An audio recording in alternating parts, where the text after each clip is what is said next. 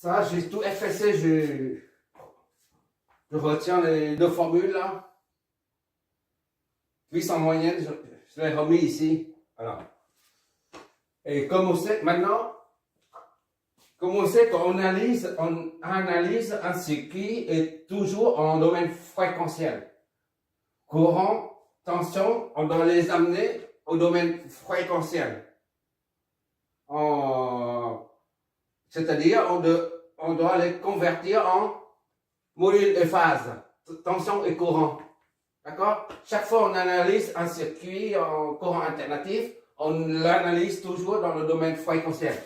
Et maintenant, pour la puissance, c'est du pareil au même. On fait au domaine fréquentiel. Et par conséquent, il faut convertir ça au domaine fréquentiel et on essaye de trouver la puissance complexe. Puisque qui dit fréquentiel, domaine fréquentiel, ça vient de J. D'accord? Quand on utilise le nombre imaginaire J, on doit savoir qu'on est dans le domaine fréquentiel. D'accord? Domaine des phaseurs. D'accord? Parce que J, oméga L, phase, tu regarderas les vidéos, les 3 vidéos phaseurs, réactance capacitive et réactance inductive. J oméga L, c'est-à-dire le phaseur, tension sur phaseur courant. Et phaseur, c'est le module, d'accord? Et phase. Sur module et phase. Phase V et phase I. Idem pour un condensateur, 1 sur J oméga C, c'est moins J sur oméga C, égal au phaseur de tension sur phaseur de courant. Tu te rappelles? Eh bien, V, phi V, phi et phi I. Voilà. C'est-à-dire, quand on utilise les nombres complexes, ça implique le domaine fréquentiel, c'est-à-dire les domaines phaseurs. C'est juste un petit rappel. Maintenant, comme on a eu la formule de la puissance moyenne qu'on a trouvée dans le domaine temporel, parce qu'on a intégré pour trouver P moyen, d'accord? La puissance moyenne. Tout ça, c'est dans le domaine temporel. Domaine temporel. Temporel. Donc, maintenant, on va étudier, comme d'habitude, pour pouvoir, on étudie, on analyse toujours le circuit alternatif dans le domaine fréquentiel. Donc, il faut convertir ça en domaine fréquentiel. Vt est égal à Vmax cosinus oméga t plus phi V. Ça, c'est domaine temporel. Il y a la variable t. Maintenant, domaine fréquentiel, ça donne V est égal à Vmax. Vmax, c'est l'amplitude, le module. C'est V comme ça, là. D'accord? Fois la phase. Phase, c'est ça. Phi V. D'accord? Le deuxième paramètre, c'est IT. Ça, oui, d'accord. I max fois cosinus oméga t plus phi I. I comme courant, intensité. Dans le domaine fréquentiel, ça donne I max, c'est le module, la phase V, phi I. Je m'éloigne pour faire. Une fois on a trouvé le phaseur V et le phaseur I, on essaie de voir ce que ça donne au niveau de la puissance complexe. Sachant que si tu as I, Z, un nombre complexe, A plus JB. Son conjugué, c'est A moins JB. D'accord? Si tu exprimes ça sous forme de module et phase, ça donne quoi? Le module et la phase, c'est arc tangent de B sur A. D'accord? Et ça, c'est pour le module du nombre complexe conjugué, c'est moins arc tangent de B sur A. D'accord? Arc tangent B sur A, c'est phi. D'accord?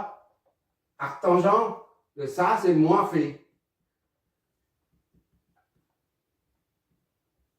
Moins phi. Autrement dit, si tu as I qui est comme ça, là, exprimé sous forme polaire, phi I comme ça, alors I, le nombre complexe conjugué, ce sera égal à ça fois moins phi I.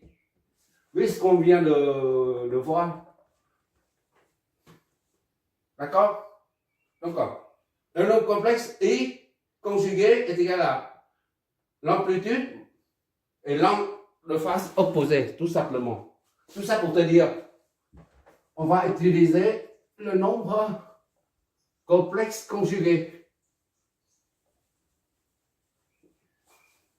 Ça donne I complexe conjugué est égal à I, toujours, le module est moins phi I. D'accord? On essaie de faire le produit V fois I. D'accord? V, puisqu'on a converti là.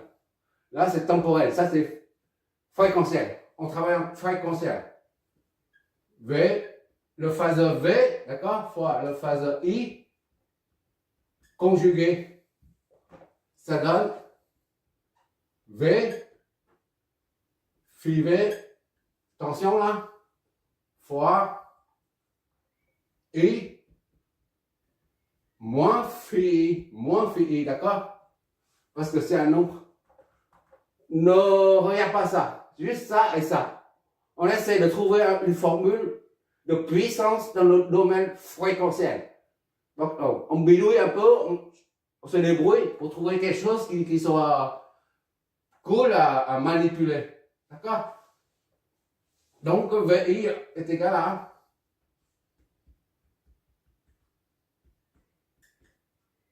V fois I, le produit de complexe sous forme module et phase. On multiplie les modules et les phases, on les additionne. D'accord? Ce qu'on a fait plusieurs fois pendant l'analyse des circuits fréquentiels. C'est-à-dire V phi R moins phi A. Voilà. D'accord? Puisqu'on voit, il y a quelque chose à demi, la moitié. Là. V max, ça correspond à ça. Là. Et I max, l'amplitude I max correspond au module I. Là. Et on voit qu'il y a quelque chose de la moitié. Là. Bon. Il suffit de multiplier le par 1 sur 2 pour voir ce que ça donne. D'accord? On est en train de chercher. D'accord. On essaie tout. Ça donne ça. V I phi V moins phi I sur 2. D'accord? Je vais m'éloigner. Oh. Pour un nombre complexe quelconque Z,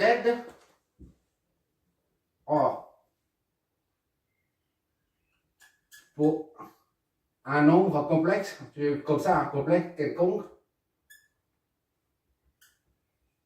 Z, on a Z est égal à module fois phase. D'accord? Oui. Ça là, le module, c'est tout ça là. D'accord? Tu considères ça comme module. Module est toujours positif, supérieur ou égal à 0. D'accord? Le module ne peut pas être négatif. D'accord? Là, ici, module positif, divisé par le cercle positif. Ça, c'est le module. D'accord? Et ça, c'est la phase. Bon. En se basant sur ça, on va développer tout ça. Et en plus, ça est égal à, tout ça là, est égal à Z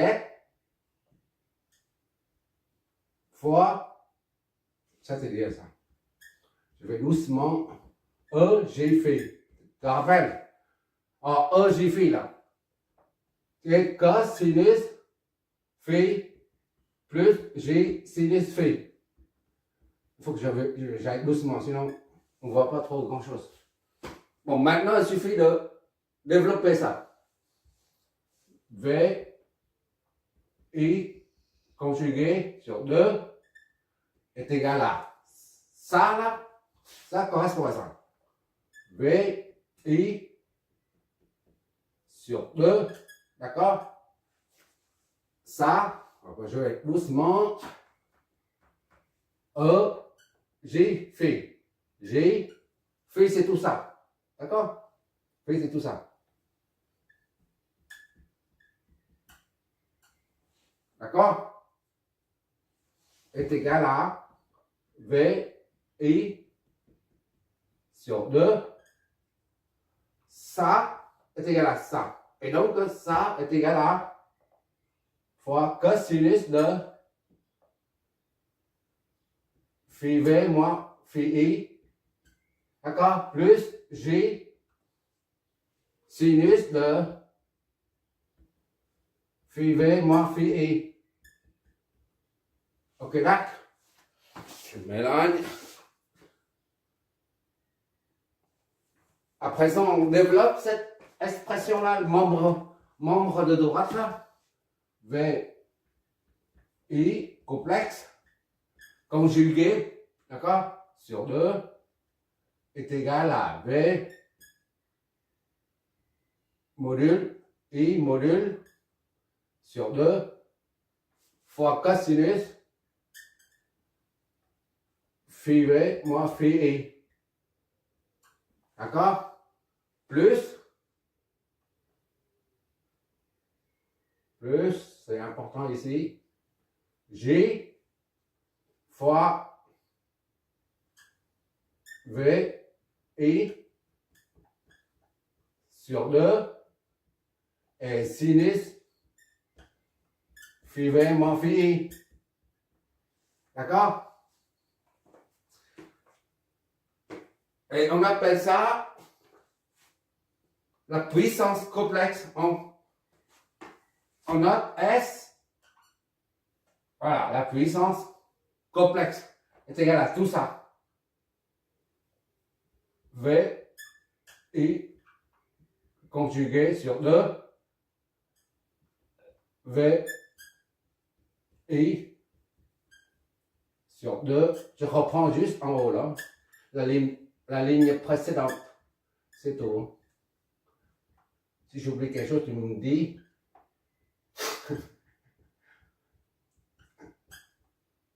Voilà, sur 2, sinus, phi V moins phi I. D'accord? On va mettre ça comme ça. Le plus, il est là. Ça. Je reprends. Il faut un truc.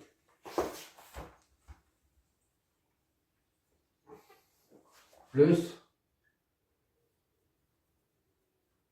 J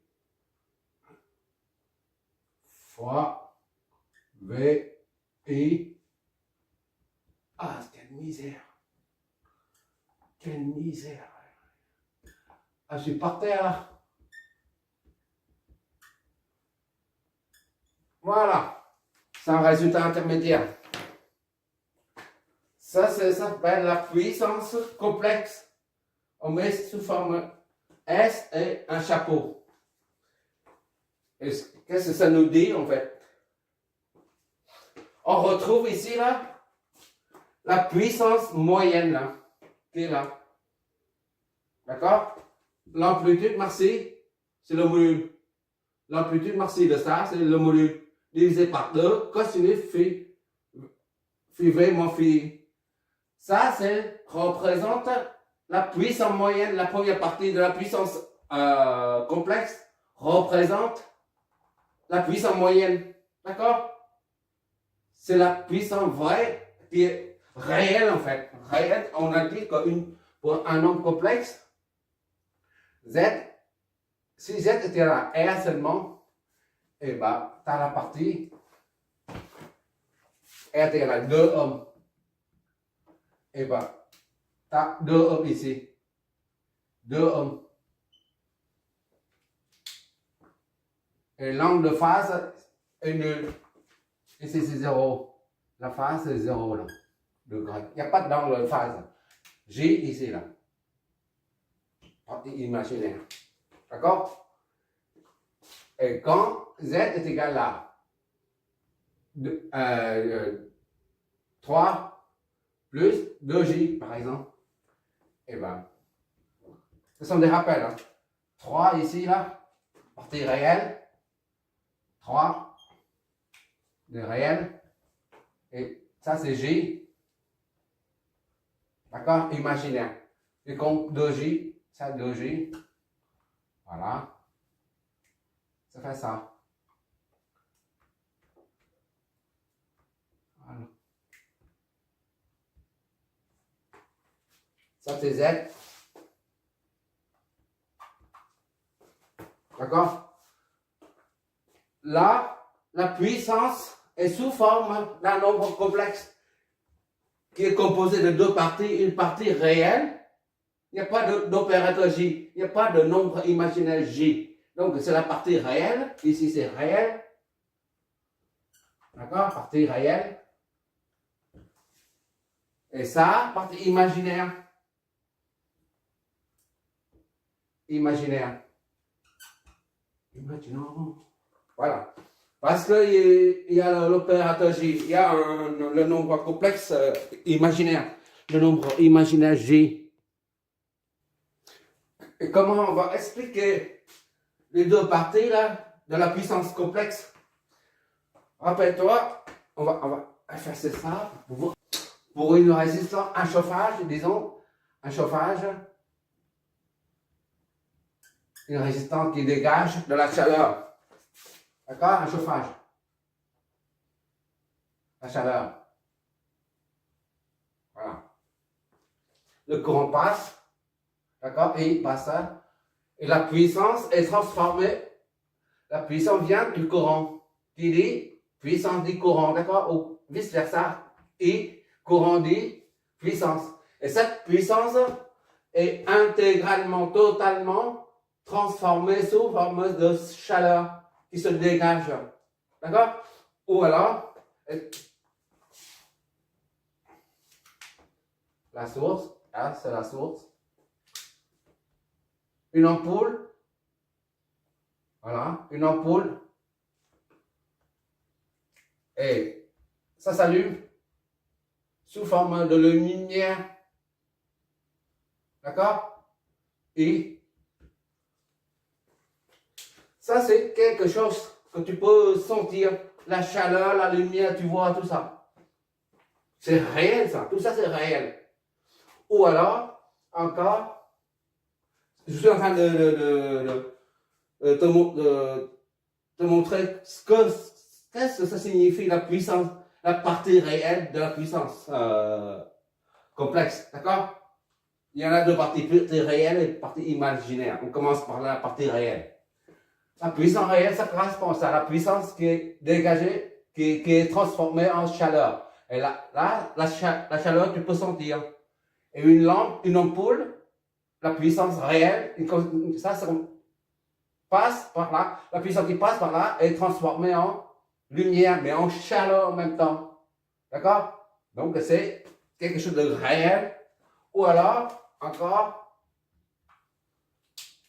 quelque chose de réel, palpable, concevable, si tu veux. Voilà. Ou un moteur. Moteur, c'est comme ça. Son symbole, c'est comme ça. Et ça tourne.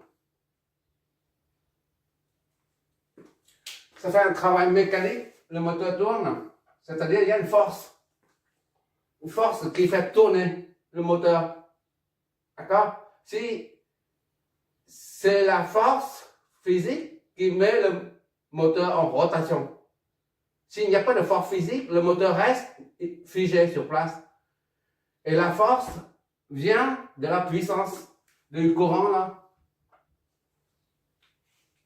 C'est le courant qui génère la force. Et la force permet d'entraîner le rotor du moteur. Ça tourne.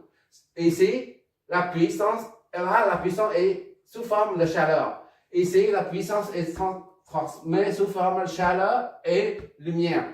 Ici, par contre, la puissance est transformée sous forme de travail, le travail mécanique, de force mécanique. Tout ça, c'est réel, d'accord? C'est percevable. C'est percevable, c'est concevable. Tandis que là, c'est pour la puissance réelle, d'accord? Tandis que là, imaginaire, là, c'est le mot réel. Maintenant, pour la partie imaginaire, comment on va expliquer ça? Parce que c'est pas réel. L'équation nous dit tout là. Là, c'est réel, ça n'est pas réel.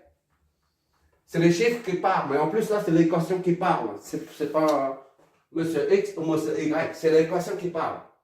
Ben, d'ailleurs, elle est très parlante. Il y a l'opérateur J, il y a le nombre imaginaire J.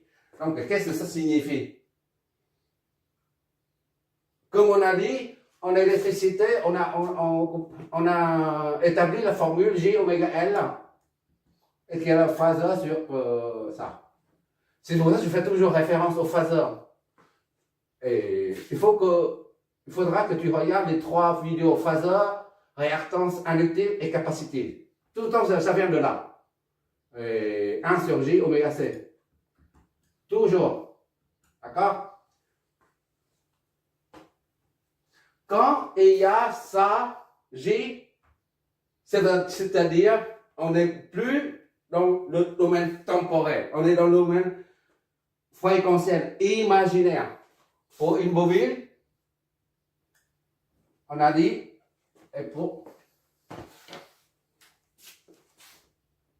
I et V. Une bobine, c'est la tension en avance et le courant en retard, de 90, ici à là, 90. 90 degrés. Pour un condensateur, le courant et tension. D'accord? Ici, par contre, c'est l'inverse. La tension est en retard et le courant en avant. Dans les deux cas, il y a un déphasage là. 90. Or, J, là, le fameux J, représente ce déphasage-là. Il est dans l'axe imaginaire. Parce qu'on exprime ça sous forme de phaseur, là, tout à l'heure. Tout ça, c'est des phaseurs. Là. Quand on parle du nombre imaginaire, on est en phaseur. D'accord? Ça, c'est J aussi. Là. 1J, 2J, 3J. D'accord?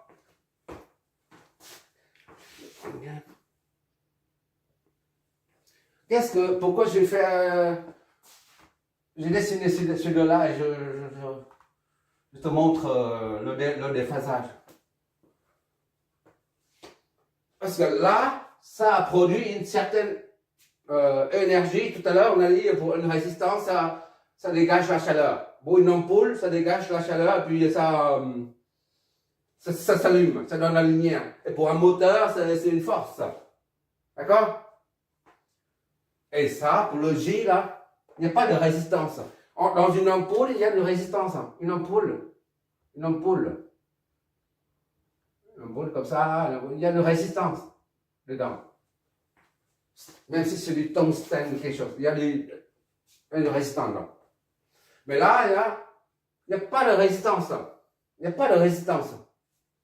Il n'y a pas de travail ni quoi que ce soit. Parce que c'est un nombre imaginaire. Mais quand on dit puissance, qui dit puissance, dit, on sait que l'énergie est égale à puissance fois le temps. D'accord?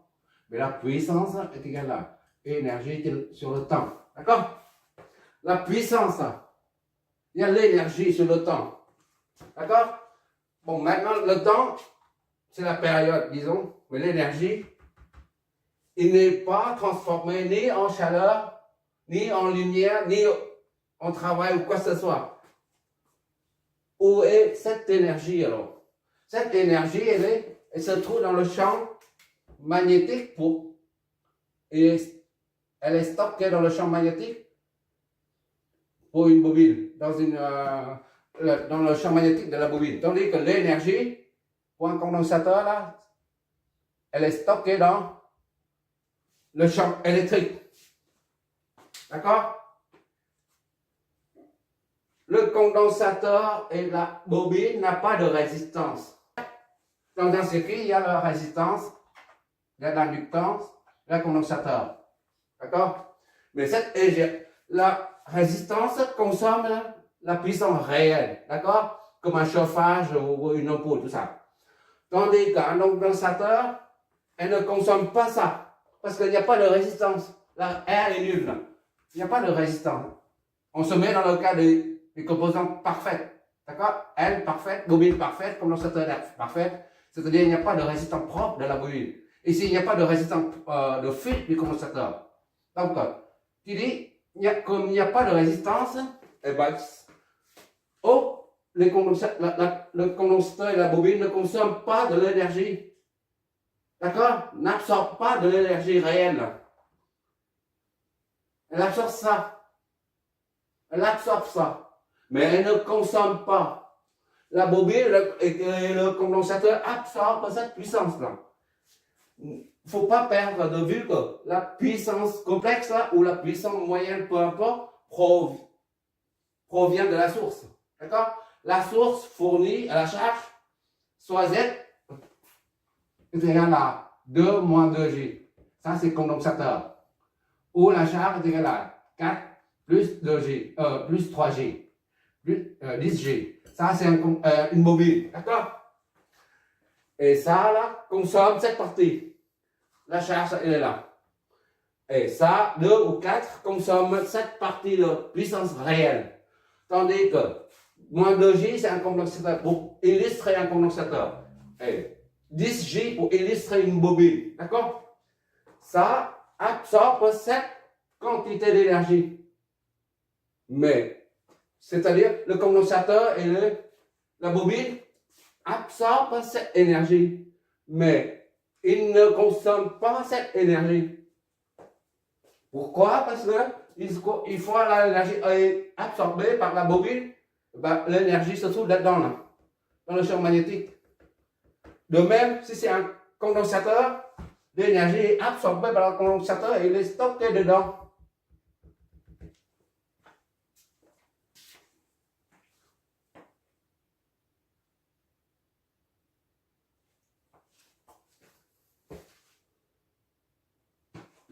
Et si on dit que l'énergie n'est pas consommée, c'est-à-dire la bobine ou le condensateur, tous les deux ne font qu'absorber l'énergie et ils ne consomment pas. Donc, ceci est impossible. À force de stocker l'énergie, eh ben ça explose. C'est comme un ballon que tu mets de l'eau dedans. Plus tu mets d'eau, plus tu compresses, tu comprimes, ben ça explose. Le condensateur ou la bobine ne peut pas absorber tout le temps l'énergie qu'on qualifie, qu'on voit comme énergie imaginaire. Puissance, ça veut dire énergie, d'accord? Ça signifie que le condensateur, comme la bobine, absorbe l'énergie pendant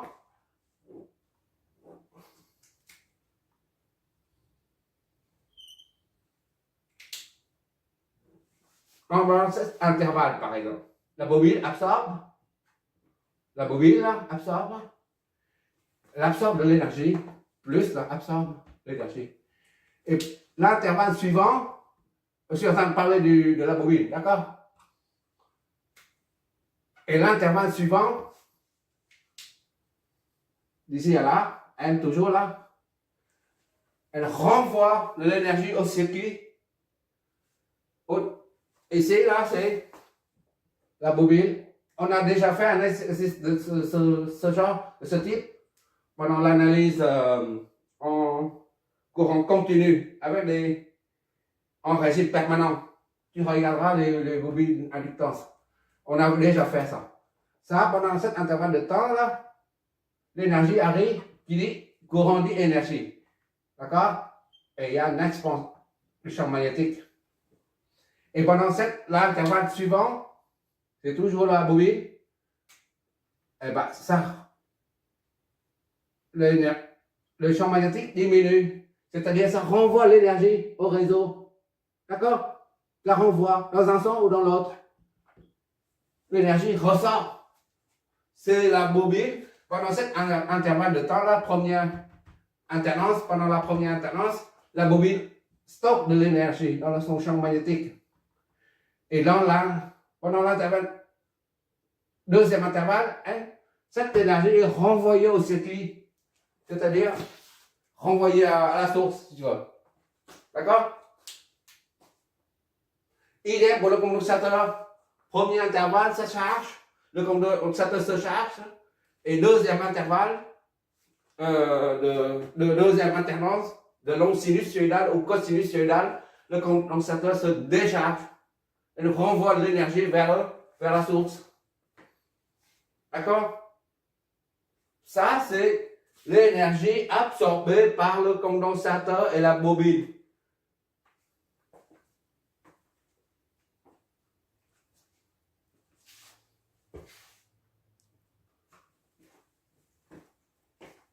En résumé, on appelle ça la puissance réelle, c'est la puissance active. La puissance active. Active. Et ça, la puissance réactive. Puissance réactive. Réactive. On appelle ça Q. Ça, c'est P. Voilà. Je ne sais pas pourquoi c'est P, pourquoi c'est Q, je ne sais pas trop. Mais la partie réelle représente la puissance active. C'est-à-dire, il s'agit de la puissance moyenne, la valeur moyenne, là, ici, là. C'est la même chose. Tandis que la partie imaginaire représente la puissance réactive, qui est absorbée par la bobine et le condensateur pendant une alternance et renvoie vers le sol. Cette énergie-là est renvoyée vers la source pendant l'alternance suivante, l'alternance après. L'alternance N plus 1, N plus 2, voilà, ainsi de suite. Ça absorbe, bobine et condensateur absorbe, d'accord? Et ça renvoie l'énergie. Et ça absorbe encore, ça renvoie encore. Chaque fois, elle absorbe 2 joules, par exemple. Après, elle renvoie 2 joules. Ça permet de vider l'énergie dans son champ magnétique. Et après, puisque c'est vide, elle va recharger. Elle va se recharger. Voilà. Et ainsi de suite, ça fait tout le temps. Comme ça. Donc, cette énergie-là est transformée en chaleur. C'est-à-dire une perte, ça dégage, la chaleur se dégage dans l'air ambiant et ça disparaît dans l'air ambiant. De même que la lumière le travaille. Tandis que ça n'est consommé ni par la résistance, ni par le condensateur, ni par la bobine. Donc, où est cette énergie? Alors, la bobine, comme le condensateur, tous les deux se chargent et se déchargent. Ou alors, où va cette énergie? On a dit que cette énergie se transforme sous forme de chaleur. D'accord? Et la chaleur disparaît après. D'accord? Mais cette énergie-là, elle absorbe, puisqu'il n'y a pas de résistance propre, ni pour la bobine, pas de résistance de fuite pour le condensateur. Donc, qui dit, il n'y a rien qui absorbe, qui consomme cette puissance-là, stocké dans le champ magnétique. Il n'y a rien qui consomme cette énergie. Elle a stocké l'énergie, elle a renvoyé. Mais elle n'a pas consommé cette énergie, cette puissance. Mais où va cette puissance-là? Elle va tout simplement, tu as une ligne, un poteau, une centrale électrique, réseau triphasé. Je crois que j'ai déjà parlé de ça une fois, en courant continu. Ça, j'utilise la convention de dessin en architecture et en génie civil. Pour dire qu'on coupe au milieu, le réseau est très long, des centaines de kilomètres. Ça, c'est la puissance active. P. D'accord? puissance active, puissance active. Ça reçoit cette puissance-là. Et la puissance réactive en même temps, les deux. D'accord? La puissance active et réactive. Mais la puissance active, elle est consommée par la résistance propre de la ligne. Et éventuellement par les éclairages, le chauffage de l'arrivée là. Ça, c'est pas un poteau, c'est une maison ou une usine. D'accord? Ça alimente. Mais seulement, voilà, cette puissance n'est consommée par aucun appareil. Donc, elle se propage ici, là. Ça, c'est la partie réelle, disons, là. Et la partie imaginaire en même temps. Les deux. D'accord? Les deux. P et Q.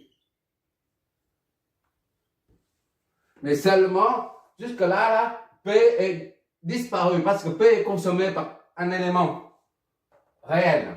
Tandis que Q n'est pas consommé ni par bobine, ni par condensateur. D'accord? Quand tu arrives jusque-là, eh ben, au bout là, P devient nul. Parce qu'il est consommé là. Et Q n'est consommé par aucun. Donc Q reste ici. Le Q là. La puissance réactive, elle reste ici. Et bien qu'est-ce que le fait que le condensateur, la bobine se charge, puis se décharge, et ben au début, le condensateur se charge, ça va dans le condensateur. Et après l'alternance suivante, et ben ça va dans l'autre sens. Le Q va retourner à la source. Le Q va dans ce sens-là.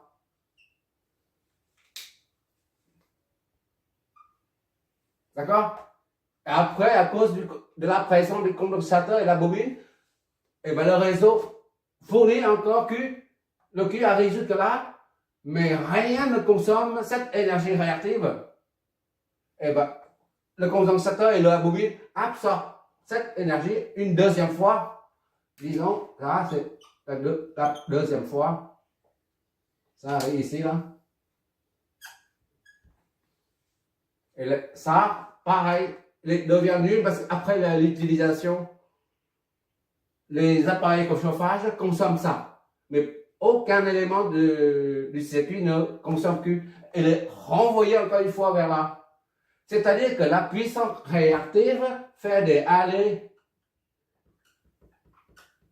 et retours sans cesse. La puissance réactive, c'est une puissance qui fait des va et des vient continuellement, sans cesse. Mais c'est quelque chose qui existe. C'est pas parce que imaginaire, ça veut dire ça n'existe pas. Ça existe, la preuve, on en voit là. Seulement, cette partie-là se trouve sur l'axe des imaginaires seulement. D'accord? Sur l'axe des imaginaires, c'est tout. Mais ça existe. Ça, ce sont des nombres. Hein. Ça, c'est sinus, sinus de ça, c'est un réel. Tout ça, c'est réel. Réel, d'accord? Ça aussi, c'est réel. Donc, ça, c'est réel, mais seulement il se trouve sur l'axe des imaginaires. Ce n'est pas parce que imaginaire, c'est le mot imaginaire, ça n'existe pas. Ça existe toujours, mais seulement, voilà, il se propage, il se promène d'ici à là, et après, il se retourne, retourne, à cause de la charge et la décharge de la bobine et du condensateur. Lors de la charge, là, le courant entre comme ça, là, oui, là, et ben, la puissance réactive entre dans la bobine. Et l'alternance suivante, la bobine se décharge cette énergie qu'elle a emmagasinée tout à l'heure. Elle se décharge vers quoi? Vers le réseau. Ça fait des va et des viens comme ça sans cesse. Mais cette émission est bien réelle, bien, je sais pas, réelle au sens puissance active. Oui, active. Réelle, c'est-à-dire ça existe bien. Il ne reste que la puissance apparente.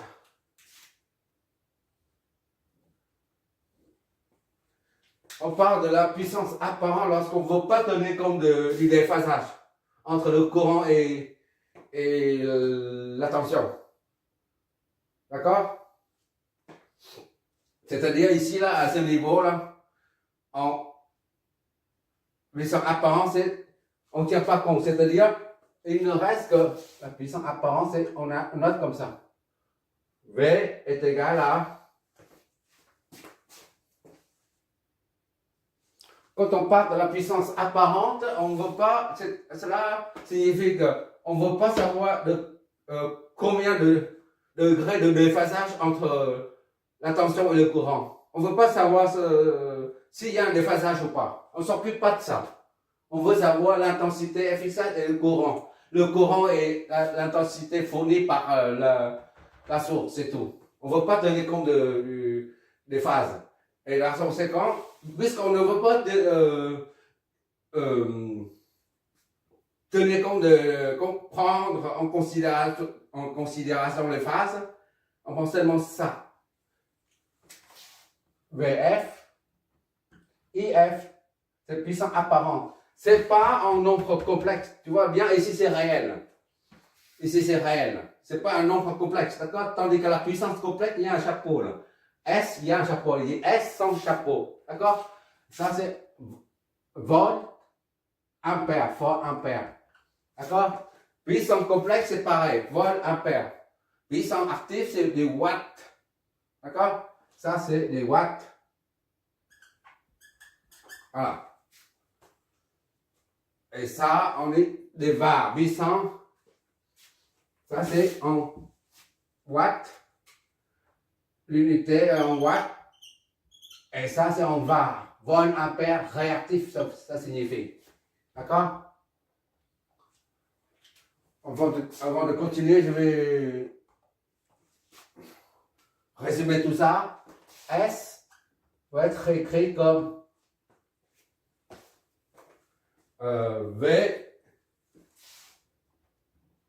le nombre complexe, le nombre complexe, oh là, j'ai oublié ici, là, le V, d'accord, fois son conjugué sur 2, d'accord. Bon, si on exprime ça sous forme module des phases, qu'est-ce que ça nous donne? S, le module de ça, d'accord, fois la phase. Sa phase, disons c'est S.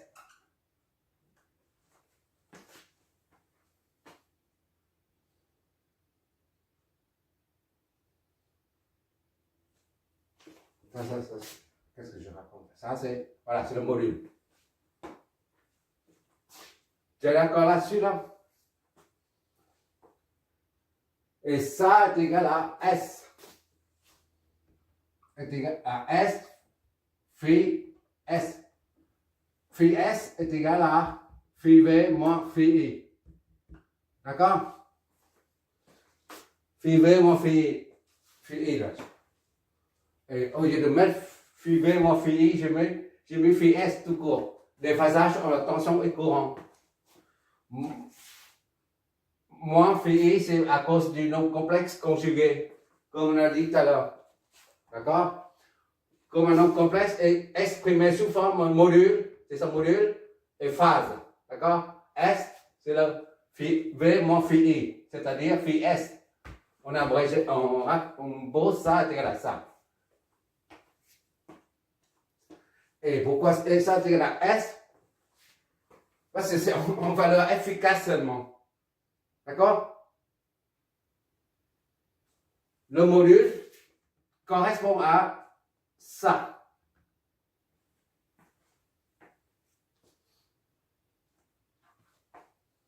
Et ça est égal à S fois cos phi S plus J sinus phi S.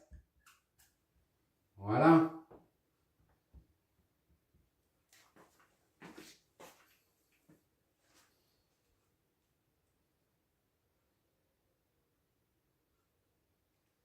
Finalement, S, on peut écrire comme ça, V fois I complexe sur 2. C'est-à-dire, la puissance complexe peut être mise sous plusieurs formes. C'est ça que j'essaie de te montrer. On utilise soit l'une, soit l'autre, soit la dernière forme. On aura l'occasion de tous utiliser. S. Ça, c'est S fois cosinus phi S. D'accord? Plus J S sinus phi S. Voilà. Tu retiens ça. Il n'y a que ça à retenir. La formule de la puissance complexe est exprimée sous 1, 2, 3, 4 formes différentes. Alors, tu verras qu'on n'aura pas besoin de la puissance moyenne pour trouver cette formule-là, pour trouver la puissance active. On n'a pas non plus utiliser la puissance apparente, ni quoi que ce soit. La puissance complexe nous permet de tout trouver. Pourquoi? Tout simplement parce que la puissance complexe, elle, c'est-à-dire, est-ce comme ça là? La puissance complexe contient toutes les informations du circuit. D'accord? Z est égal à un nombre complexe est égal à son module et phase. D'accord? Z ici là. La phase, comme il y a une vidéo où j'ai fait le calcul, analyse de l'angle de phase. L'angle de phase, c'est quoi? La vidéo concernant l'analyse de l'angle de l'impédance totale d'un circuit. Voilà. Et ça représente ça là. Phi S là. C'est le déphasage entre la tension et le courant, mais ça reflète fidèlement le déphasage de la charge, de l'angle de l'impédance du circuit dans sa totalité. Par exemple, ici, si tu as Z est égal à, sans parler des tensions, ni courant, ni puissance, juste la charge. Si tu trouves la charge est égale à 2 et 40 J. 40 degrés. D'accord? Ça signifie que ça va affecter ça va générer un déphasage entre la tension et le courant. Un déphasage de 40, c'est-à-dire phi S est égal à phi V moins phi I est égal à 40 degrés. Je reprends. La phase de l'impédance totale d'un circuit reflète le déphasage de la tension et du courant du circuit. D'accord? Si tu as trouvé ici, c'est R est égal à 2, par exemple, et un autre impédance c'est 3J. Et là, c'est un condensateur. D'accord? Et un autre, une impédance de 3J, par exemple, et de 2J, ou 10J. Et ça, c'est moins 2, moins 20J. Et l'impédance totale, disons, comme ça, est égale à 12 moins 4J. Ou alors, l'impédance totale est égale à 14 et moins 12 degrés. Ça signifie que la tension et le courant aux bornes de la totalité de l'impédance, c'est-à-dire à ce niveau-là, Z total, ça c'est la source. Z total, c'est ici là. Z total, qu'on a ici là. Ça c'est le fil. Ça représente phi S, c'est-à-dire phi V moins phi I. C'est-à-dire le déphasage entre tension et courant. est égal à moins 12. C'est pour ça qu'on a dit tout à l'heure, là, on utilisera seulement cette formule de puissance complexe parce qu'elle contient toutes les informations du circuit, c'est-à-dire ça, qui génère moins 12. D'accord? Et le moins 12 se retrouve à cause de l'inductance et des condensateurs là, qui génèrent ça au niveau des impédances. D'accord? S'il n'y a pas de condensateur ni bobine, il n'y a pas de phase pour l'impédance. Ce sont des composants réactifs qui génèrent la phase pour l'impédance. Qui génèrent une phase pour l'impédance totale. Et cette phase reflète le déphasage entre le courant et la tension aux bornes du circuit dans son ensemble, dans sa totalité. C'est-à-dire les sommes. D'accord? Rien qu'avec la puissance complexe, on retrouve toutes les informations du circuit là. L'ensemble, ça donne moins 12. D'accord? Et en plus, tu as puissant actif et puissant imaginaire. Il suffit d'injecter moins 12 dedans. Cosinus moins 12. Et tu trouves la puissance active à ce niveau. La puissance active, la puissance réelle. D'accord? Et tu injectes moins 12 dedans, tu trouves la puissance réactive. D'accord? C'est-à-dire, un seul calcul, ça te permet une seule formule, ça te permet de calculer puissance active et réactive. Ou la puissance moyenne. La puissance moyenne, c'est ça aussi. D'accord? La puissance moyenne. C'est ça. Et la puissance apparente, elle est dedans aussi. Puissance complexe, puissance apparente, l'angle de phasage entre les deux grandes entre tension et courant. D'accord? Ça, c'est, tu verras, on va utiliser que ça. Parce que si on utilise la puissance active, puissance moyenne, puissance apparente, tout ça, on s'en sort pas. On s'en sort pas. Lorsqu'il s'agit, par exemple, ça comme ça, complètement déséquilibré. Un réseau complètement déséquilibré. Voilà. Je ne sais pas combien de charges il y en a là. Mais déséquilibré, d'accord?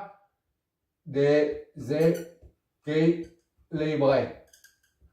Ici, c'est équilibré. Et après, déséquilibré. Des charges, hein. Ça, c'est une maison, ça, c'est une usine, ça, c'est chez un particulier, par exemple. Et pour trouver les courants, tout ça,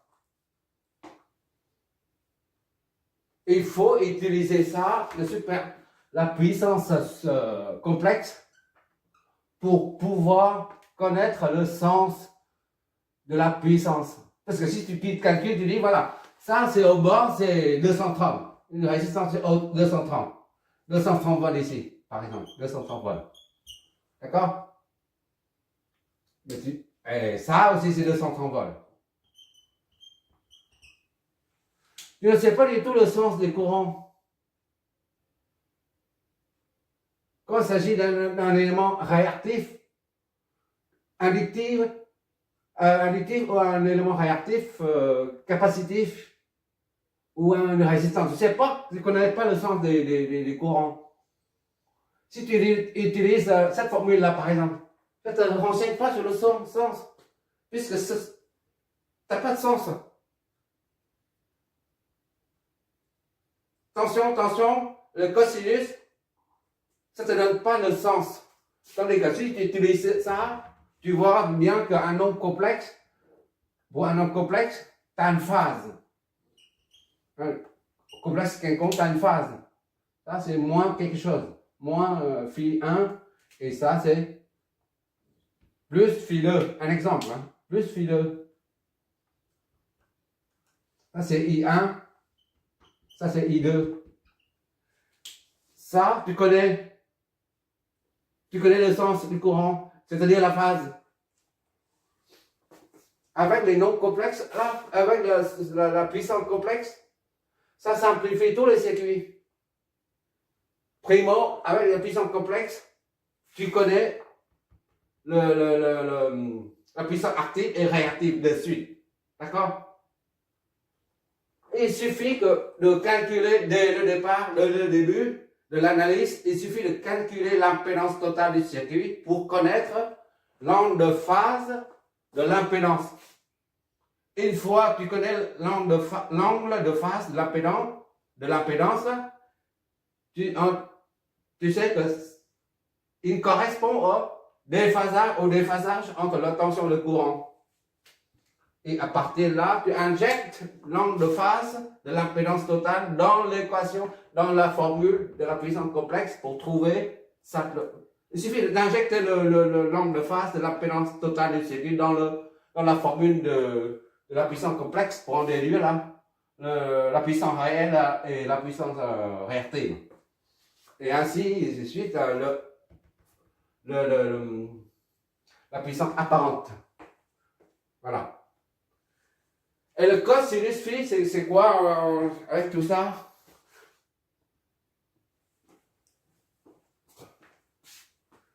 Oui, autre chose encore, c'est juste un rappel. Lorsque tu as l'angle de phase, tu connais aussi la nature du circuit. Elle est comme si c'est négatif, l'angle de phase de l'impédance est négatif, ça signifie que le circuit est plutôt capacitif. Par contre, quand l'angle de phase est positif, tu sais tout de suite que le circuit est plutôt inductif. Voilà. Ça permet de compenser la puissance réactive. Quand le circuit est plutôt capacitif, ici c'est capacitif parce que c'est inférieur c'est négatif. Quand le circuit est plutôt capacitif, eh ben on met une inductance pour annuler l'effet capacitif.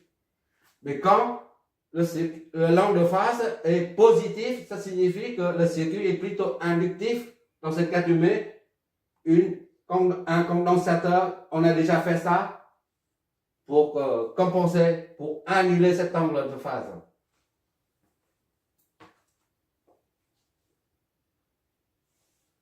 Le cosinus phi, c'est juste. Le cosinus phi, c'est. Bon.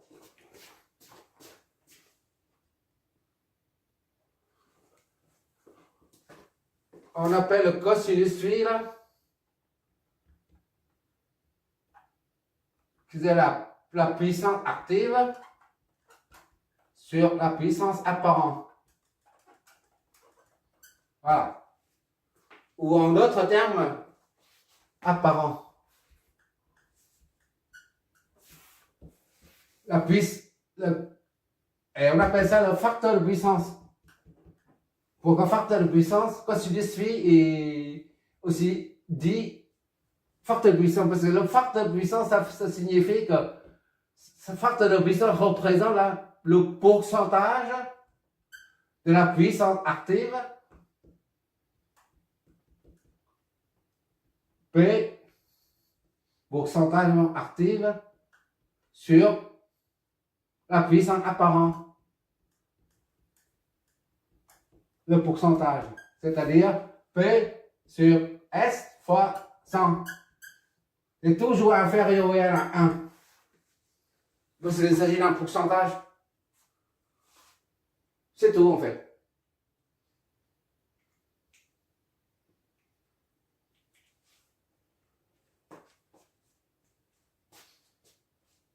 Le cosinus phi représente le pourcentage de la puissance active, le pourcentage de la puissance apparente qui est actif.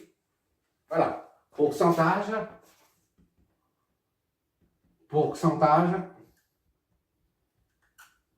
de la puissance apparente qui est actif. D'accord? Merci d'avoir regardé. Bon, là c'est la deuxième vidéo. La troisième, on va faire que des exercices d'application en utilisant ça. En monophasé, triphasé, tout ça, on n'utilise que ça. Enfin, moi, personnellement, je n'utilise que ça. Mais on va utiliser ça au moins une fois pour voir, pour faire une correspondance entre les deux. Pour voir si ça, là, est égal bien à ça. D'accord? Merci d'avoir regardé, il est un peu tard.